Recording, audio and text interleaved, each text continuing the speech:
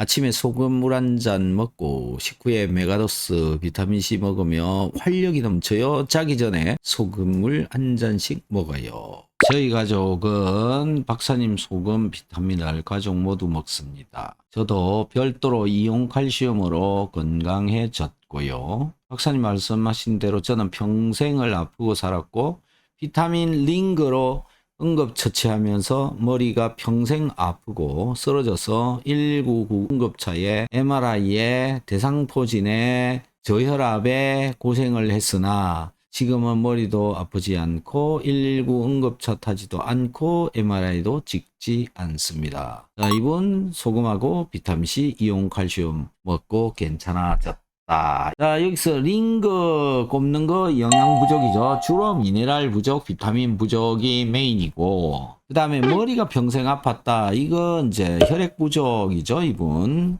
혈액이 부족한 겁니다. 그래서 머리까지 혈액이 충분하게 공급이 안 되니까 계속 아픈 겁니다. 그래서 MRI도 찍어보고 응급차도 타고 이런 걸 했는데, 자, 여기도 보면은 대상포진이 오잖아요. 면역이 바닥으로 내려가는 겁니다. 그래서 여러분들 대상포진이 그냥 오는 게 아니고 면역이 바닥으로 떨어지게 되면 그냥 내 몸에 있는 바이러스에 의해서 그냥 만들어지는 겁니다. 염분 농도가 떨어지게 되면 그 염분 농도에 의해서 억압되어 있던 바이러스가 활성화돼서 나온다. 저는 그렇게 보이거든요. 그래서 염분 농도를 채워주지 않으면 바이러스가 활성화되고요. 그게 대상포진으로 오게 되면 뭐 피부도 막 다 망가져 버리고요. 그 다음 신경의 통증이 굉장히 심하게 일어납니다. 네, 너무 힘들다. 그러니까 면역이 떨어지고 대상포진 즉 바이러스가 활성화되고 신경이 이제 문제가 일어나고 통증이 일어나고 이런 과정으로 가게 되는 건데 거기에 핵심 키워드가 소금이다.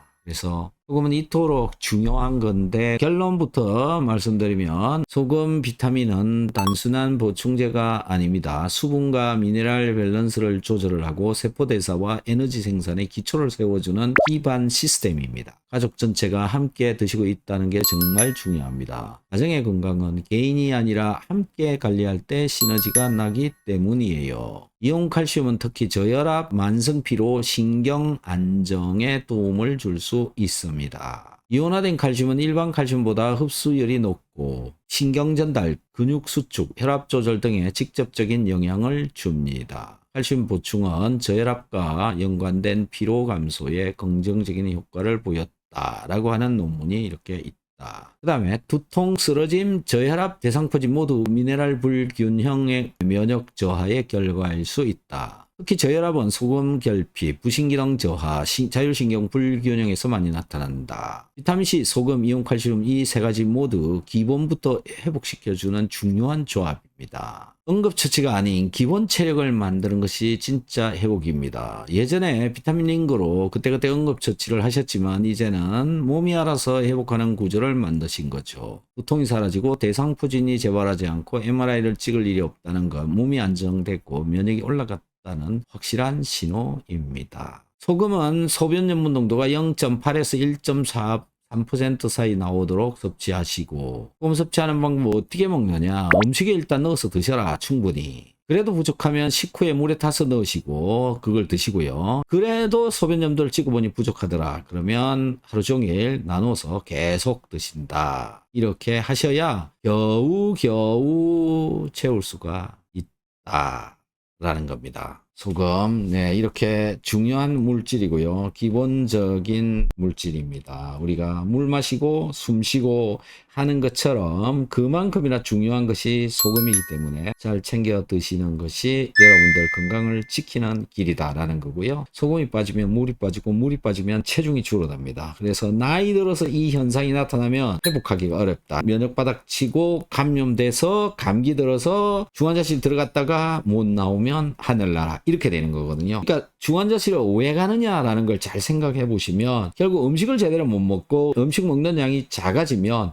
소금 들어가는 양이 감소한다라는 거죠. 소금 들어가는 양이 줄어드니까 물이 이제 빠져나가기 시작해요. 몸이 물을 버리기 시작해요. 그게 뭐냐? 마르기 시작한다. 수분이 없죠? 면역 조절이 잘 안 되죠? 자율신경 조절도 잘 안 되죠? 그럼 어떻게 되겠습니까? 감염된다. 날씨 추워서 감기 들은다. 그런데 감기 바이러스가 오면 그거랑 싸워서 그냥 끝내면 되는데 이미 바닥치고 있기 때문에 감기 바이러스랑도 이제 싸워서 이기지 못하는 겁니다. 그래서 뭐 고열, 또 뭐 심한 염증, 그다음에 몸살, 통증 이런 거를 가지고 이제 실험 앓다가 고쳐보려고 이제 링거 갖다 꽂고 비타민, 미네랄 때려 붓고 막 하는데 이게요. 혈액에서 돌다가 소변으로 나간다라는 거죠.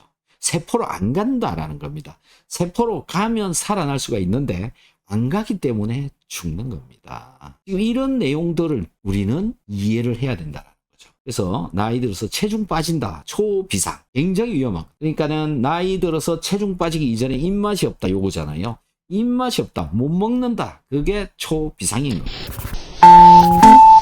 겁니다.